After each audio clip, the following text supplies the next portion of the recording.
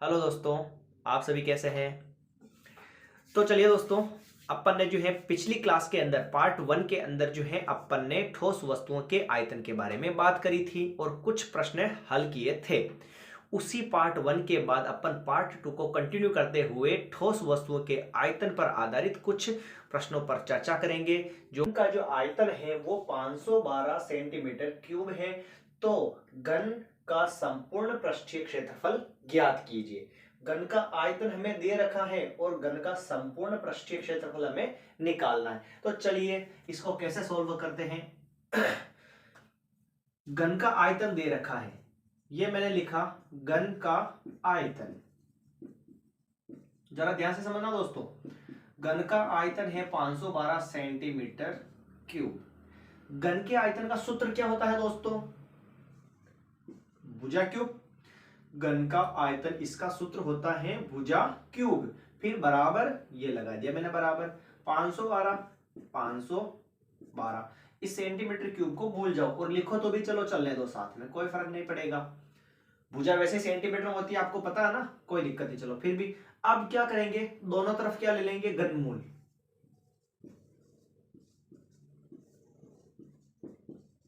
घनमूल लेने पर, घनमूल का मतलब ऐसे अंडर रूट, फिर 3 लगेगा और अंदर क्या आ जाएगा, a की पावर 3। फिर इधर बराबर अंडर रूट, इधर 3 आ जाएगा और इधर क्या आ जाएगा, 512 सेंटीमीटर क्यूब। कंप्लीट एकदम। घन का आयतन 512 सेंटीमीटर क्यूब हमें दे रखा था। फिर इधर a की पावर 3, घन का आयतन क्या होता है, भुजा की घात 3 बराबर 512 सेंटीमीटर क्यूब। दोनों तरफ क्या ले लिया, घनमूल। क्योंकि अब सर निकालना तो घन का संपूर्ण पृष्ठीय क्षेत्रफल है, तो फिर ये लफड़ा क्या है, ये लफड़ा वही है जो हमें चाहिए। कैसे? घन का संपूर्ण पृष्ठीय क्षेत्रफल का सूत्र क्या होता है, 6 इंटू भुजा का स्क्वायर, ये होता है। भुजा चाहिए हमें, तो भुजा अभी नहीं है हमारे पास, तो सबसे पहले अपन क्या करेंगे, भुजा निकालेंगे और फिर उसका क्या निकाल लेंगे, आयतन मतलब क्या नाम, इसका संपूर्ण पृष्ठीय क्षेत्रफल निकाल लेंगे। अब भुजा किससे निकालेंगे, घन का आयतन 512 सेंटीमीटर क्यूब। घन का आयतन है सर, तो घन का जो आयतन का सूत्र होता है वो क्या होता है, भुजा की घात 3 बराबर बराबर 512 सेंटीमीटर क्यूब। ए निकालना है, केवल भुजा निकालनी, यहां पर घात 3 है और इस घात 3 को हटाने के लिए क्या लेते हैं, घनमूल लेते हैं। घनमूल यानी अंडर रूट लगाकर 3 लिख दो, इधर भी अंडर रूट लगाकर 3 लिख दो। ऐसे घनमूल लेने पर वो उससे कट जाती है, तो क्या बचा, केवल ए। और इधर 512, अब सर ये 512 को बाहर कैसे लेंगे, भले सेंटीमीटर तो आ जाएगा बाहर, कोई फर्क नहीं पड़ेगा, 512 कैसे आएगा, तो लीजिए ये 512 के निकाल लो आप अभाज्य गुणनखंड। तो वो हो जाएगा, 2 का भाग लगाया इसमें, 2 बार जाएगा, ये 1 बचा, 5 बार ये 256 बार, फिर 2 का लगाया मैंने, ये जाएगा 128 बार, फिर 2 का लगाया मैंने, ये 64 बार, फिर 2 का लगाया मैंने 32 बार, फिर 2 का लगाया मैंने 18 बार, फिर 2 का लगाया 16 बार जाएगा, सॉरी है ना। फिर ये 8 बार, फिर ये 4 बार, फिर ये 2 बार, फिर ये 2 का इसमें 1 बार। ठीक है, 1 2 3 4 5 6 7 8 9, 1 2 3 4 5 6 7 8 9 कंप्लीट, और सेंटीमीटर की पावर 3। मैंने क्या कहा, इसके अंदर 3 3 के जोड़े बनते हैं सर, तो ये 2 3 बार, फिर से 2 3 बार, फिर से 2 3 बार, तो 1 2 बाहर इस 3 जोड़े का, इसमें से भी 1 जोड़े का 3, 1 बाहर आ जाएगा 2, इस जोड़े का भी 1 2 बाहर आ गया, और सेंटीमीटर की घात कितनी है, 3 है, तो 1 सेंटीमीटर क्या आ जाएगा, बाहर आ जाएगा। यानी कि हमारे जो इस घन की जो भुजा है वो कितनी हो गई, 2 इंटू 2 4, और 4 इंटू 2 8 सेंटीमीटर। यहां तक आपको अच्छे से आया समझ में। घन का आयतन दे रखा था 512 सेंटीमीटर क्यूब, घन के आयतन का सूत्र लगा दिया, इधर 512 सेंटीमीटर क्यूब चला दिया। घात 3 को हटाने के लिए क्या लेते हैं, घनमूल लेते हैं, तो घनमूल ले लिया। फिर इधर भी घनमूल, इधर भी घनमूल, घात 3 से घनमूल कट जाता है तो केवल ए बच गया। इधर जो है सर ये घनमूल 512 जो है, इसके अभाज्य गुणनखंड निकाल लिया अपन ने ऐसे, ये तीन तीन के जोड़े बना लेते हैं फिर, तो ये तीन के जोड़े, तीन के जोड़े, तीन के जोड़े, ऐसे तीन के जोड़े बनने पर वो घनमूल भी हट जाता है और वो एक बार संख्या बाहर आ जाती है। इसकी एक बार दो, इसकी भी एक बार दो और इसकी भी एक बार दो, सेंटीमीटर की घात 3, उनमें से 1 सेंटीमीटर बाहर आ गया। कंप्लीट, यानी 2 × 2 4, 4 × 2 8, यानी भुजा कितनी हो गई इस घन की, 8 सेंटीमीटर हो गई। चलिए दोस्तों, ये तो फिलहाल जो है अभी हमारा क्या हुआ, घन की भुजा हुई है। अब हमें क्या निकालना था, जरा ध्यान से देखो सवाल के अंदर। सवाल ने क्या कहा, घन का संपूर्ण पृष्ठीय क्षेत्रफल। तो दोस्तों घन का संपूर्ण पृष्ठीय क्षेत्रफल का सूत्र क्या होता है, इसको मिटा दूं मैं, घन के संपूर्ण पृष्ठीय, भुजा तो आ गई ना हमारे पास 8, ये तो आपको आ गया समझ में। उधर क्या आपको दिखेगा नहीं, अभी वो लाइट से चल रहा है ना, इसलिए भुजा आ गई है हमारे पास 8 सेंटीमीटर। अब हमें निकालना है घन का संपूर्ण पृष्ठीय क्षेत्रफल। आपको मतलब कंपटीशन के अंदर इतना लिखने की जरूरत नहीं पड़ती है, आप मतलब डायरेक्ट उसका मान निकाल कर रख सकते हो, पर आपको एक अच्छे से प्रोसेस तो पता होना चाहिए ना कि भाई ये यहाँ से ऐसे इसको सोल्व करते हैं, फिर आप शॉर्टकट में लाइनें वगैरह कुछ नहीं लिख के डायरेक्ट सोल्व कर सकते हो, ठीक है ना। तो घन का संपूर्ण पृष्ठीय क्षेत्रफल क्या होता है, 6 × भुजा का स्क्वायर, ये होता है। अब सर पिछली जो मतलब वो लफड़ा जो था ना, वो इसके लिए था, किसके लिए, भुजा के लिए। ये भुजा आ गई अभी, अब यहाँ पे रख देंगे 6 × भुजा। भुजा कितनी है दोस्तों 8, और इसकी घात कितनी चल रही है 2। आ गया समझ में सभी को। 6 × 8 की घात 2, तो 8 को कितनी बार लिखूंगा मैं, 2 बार। आ रहा सभी को समझ में।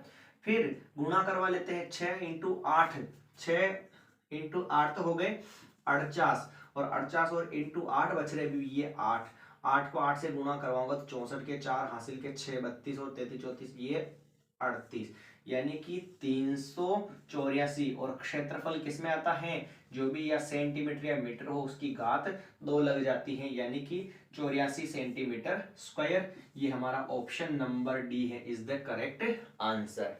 कंप्लीट एकदम। सबसे पहले जो घन का आयतन दे रखा था उसकी सहायता से अपन ने क्या निकाल लिया दोस्तों, घन की भुजा 8 सेंटीमीटर निकाल ली। उसके बाद में दोस्तों घन का संपूर्ण पृष्ठीय क्षेत्रफल निकालना था, उसका सूत्र अपन ने लगा दिया 6 × भुजा का स्क्वायर। 6 का 6 इंटू का इंटू, भुजा का मान 8 था उसकी घात 2 लगा दी, 6 का 6 इंटू का इंटू, 8 की घात 2, 8 × 8 कर दिया। तीनों का गुणा जो है 384 सेंटीमीटर स्क्वायर, यानी कि घन का आयतन अगर 512 है तो उस घन के संपूर्ण पृष्ठीय क्षेत्रफल का मान कितना होगा, 384 सेंटीमीटर स्क्वायर होगा। आइए सभी को समझ में ये सवाल। चलिए अगले सवाल पर चलते हैं। सवाल है, घन के विकर्ण की लंबाई 6√3 मीटर है, तो फिर उस घन का जो है आयतन क्या होगा। घन के विकर्ण की लंबाई कितनी दे रखी है सर, 6√3 दे रखी है, तो फिर इस घन का आयतन क्या होगा। तो जरा आप ध्यान से समझिए कि घन का जो अगर आयतन हमें निकालना है तो घन के आयतन का सूत्र क्या होता है सर, भुजा की घात 3 होती है। तो हमारे पास दोस्तों भुजा कहाँ है, नहीं है ना। तो सबसे पहले हम क्या ज्ञात करेंगे, इस घन की भुजा ज्ञात करेंगे। किससे ज्ञात करेंगे, जो दे रखा है, क्या दे रखा है, विकर्ण की लंबाई। घन का विकर्ण,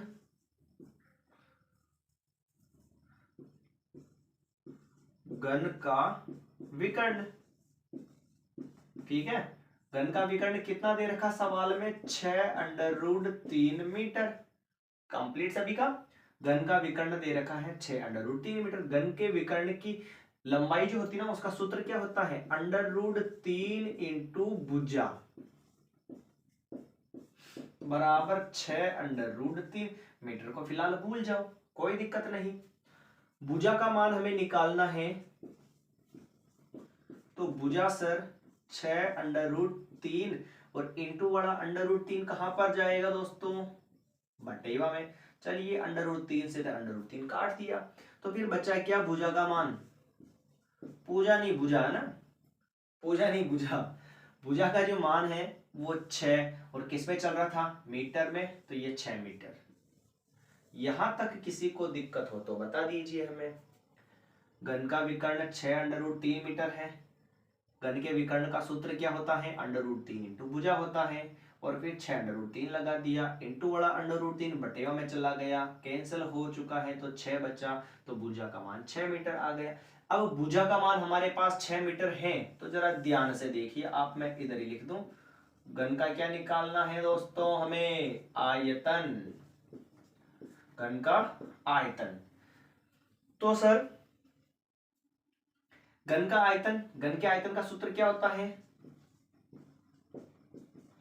भुजा की घात 3, भुजा का मान आप ए भी लिख सकते हो, कोई फर्क नहीं पड़ेगा, भुजा की घात 3, ये होता है घन के आयतन का सूत्र।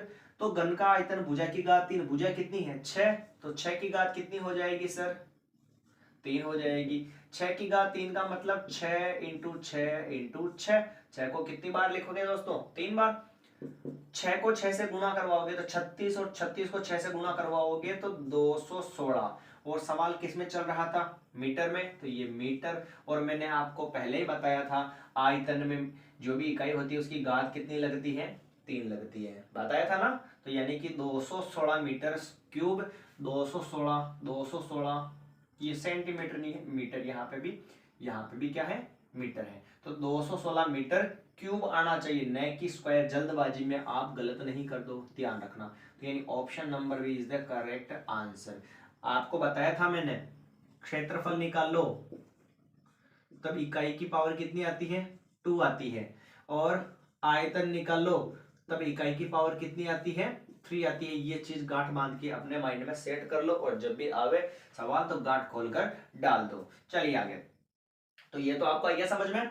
घन का विकर्ण जो था 6 अंडर रूट 3 मीटर था, विकर्ण की जगह इसका सूत्र लगा दिया, अंडर रूट 3 बटेगा में चला गया, इंटू वाला ये सेम कट चुका है तो 6 मीटर भुजा हो गई। फिर घन का आयतन निकालना था, उसका सूत्र क्या होता है, भुजा की घात 3, भुजा कितनी है 6 है, तो 6 रख दिया, घात 3 3, और घात 3 है तो इसको कितनी बार लिखोगे, इंटू में 3 बार लिखोगे, और 3 बार गुणा करवा दिया तो 216। और सवाल किस में चल रहा था, ये भुजा कितनी थी, मीटर थी, तो यहाँ पे मीटर लगा दिया, और फिर आयतन में क्या लगता है, उसका घात 3 लगता है, यानी कि option number B correct answer हो चुका है। ठीक है दोस्तों, तो चलिए तीसरे सवाल की बात करते हैं जो कि आपके सामने पेश है। तीसरा सवाल कुछ 3 सेंटीमीटर, 4 सेंटीमीटर और 5 सेंटीमीटर भुजा वाले घनों को पिघलाकर एक नया घन बनाया जाता है, तो उसकी भुजा क्या होगी।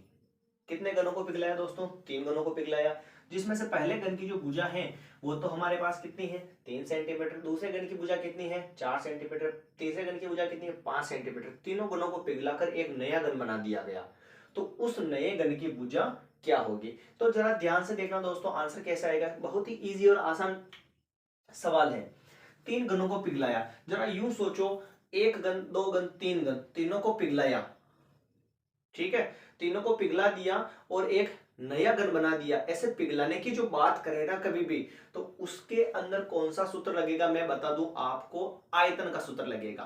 कभी भी ऐसे पिघलाने की बात कह देवे तो हमेशा कौन सा फॉर्मूला लगेगा, आयतन का फॉर्मूला लगेगा। तो चलिए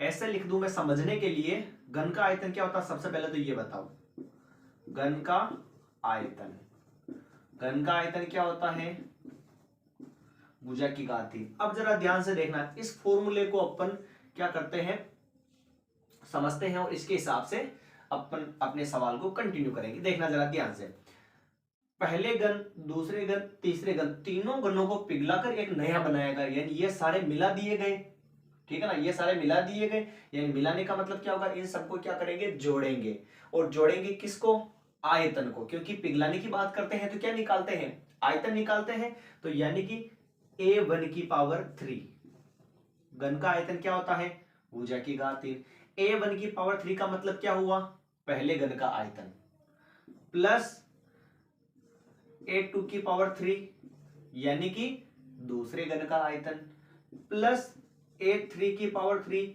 यानी कि तीसरे घन का आयतन, फिर बराबर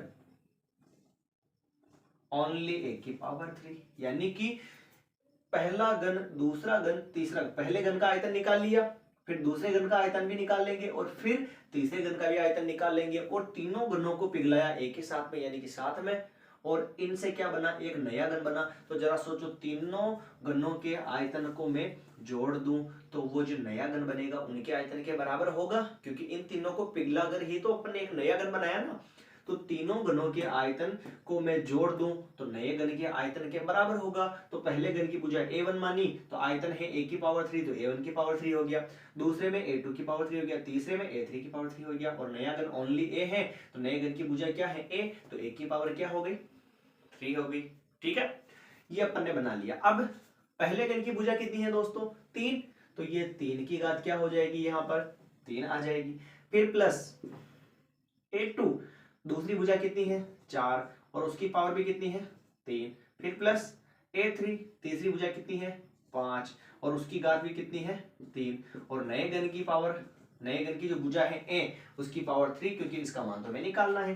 3 की घात, सॉरी यहाँ पर 3 था, 3 की घात 3 का मतलब समझते हो ना, 3 इंटू 3 इंटू 3, यानी कि 3 इंटू 3 9 और 9 3 27, ये हो गया यहाँ पर 27, फिर प्लस 4 की घात 3, 4 इंटू 4 इंटू 4, 4 को 3 बार इंटू में, 4 इंटू 4 तो क्या होता है 16, और 16 इंटू 4 कितना हो जाएगा 16 चौक 64, यानी कि 4 की घात 3 का मान कितना आया दोस्तों 64 आया ना। ओके, ये 64 हो गया, प्लस प्लस 5 की घात 3 का मतलब 5 इंटू 5 इंटू 5, यानी 5 इंटू 5 25, और 25 इंटू 5 कितना हो जाएगा 125 बराबर 1 की घात 3। आगे बढ़ते हैं, तीनों संख्याओं को जोड़ देते हैं तो 5 और 4 9, और 9 और ये 10 और ये 6, और हासिल का 1, 2 और 1 3, 3 और ये 6 9, 9 और 10 11, 11 का 1, और हासिल का क्या आ जाएगा 1, 1 और 1 कितने हो गए 2, यानी कि 216 बराबर 1 की पावर 3। आ रहा सभी को समझ में ना। घन का आयतन भुजा क्यूब होता है, पहले घन का आयतन यानी a1 की पावर 3, दूसरे घन का आयतन यानी a2 की पावर 3, तीसरे घन का आयतन यानी a3 की पावर 3, तीनों घनों के आयतन को जोड़ूंगा तो नए घन के आयतन के बराबर आ जाएगा, क्योंकि इन तीनों को पिघला कर ही नया बनाया इसलिए। फिर a1 का मान 3 था तो 3 की पावर 3, प्लस a2 का मान 4 था 4 की पावर 3, प्लस प्लस, और a3 का मान तीसरी भुजा थी 5 तो 5 की पावर 3 बराबर 1 की पावर 3, 3 की घात 3 यानी 3 इंटू 3 इंटू 3 27, प्लस प्लस 4 की घात 3 यानी 4 इंटू 4 इंटू 4 64, प्लस प्लस 5 की घात 3 यानी 5 इंटू 5 इंटू 5 125, तीनों को जोड़ दिया तो 216 और बराबर 1 की पावर 3 आ गया। यहां तक किसी को भी दिक्कत नहीं है। चलिए, हमें क्या निकालना है, जो नया घन जो बनाया ना उसकी क्या निकालनी है भुजा, और ये भुजा की पावर कितनी आ रही है 3, और भुजा की घात जो 3 है उसको हटाने के लिए हम क्या लेते हैं दोस्तों घन मूल लेते हैं। क्या लेते हैं घनमूल लेते हैं। तो चलिए इधर भी लगा देते हैं घनमूल का साइन, ये लगा दिया मैंने घनमूल का साइन, और अंदर क्या बचेगा 216, बचेगा नहीं आएगा ना, और इधर भी घनमूल का निशान लगा दिया और 1 की पावर 3 लगा दी। आ गया सभी को समझ में। चलिए यहाँ पर मैं छोटा सा एडजस्ट कर लेता हूं इसको, जरा ध्यान से देखो। अपन ने क्या कहा, घात 3 हो तो घनमूल कट जाता है, ठीक है, और ये 216 के गुणनखंड,